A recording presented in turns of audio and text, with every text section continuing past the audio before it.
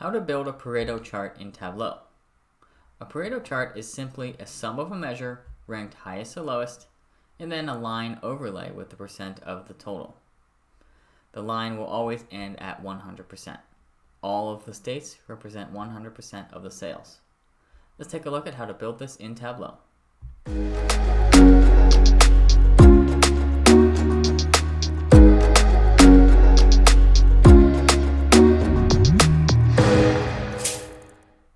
Let's start by building a bar chart of sales by state. Sort it highest to lowest. Hold Ctrl down and copy your sales pill.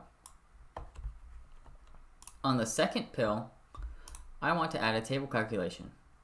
I'm going to add a running total. Go into your table calculation by clicking Edit Table Calculation and add a secondary calculation. I want to add a percentage of total calculation. Now we have a running total with a percent of total on top of it. Let's clear that out. You see that this adds up to 100%. The first mark, which is only California, represents 19.92% of the sales. Let's turn this into a dual axis chart. Make sure the first pill is set to be a bar chart and the second pill is set to be a line chart. That gives you a Pareto chart. Make sure if you add any other dimensions like category, put category on rows, it's going to give me 3 Pareto charts.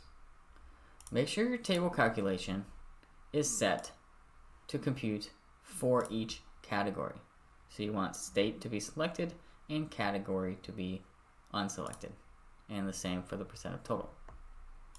Hope this helps.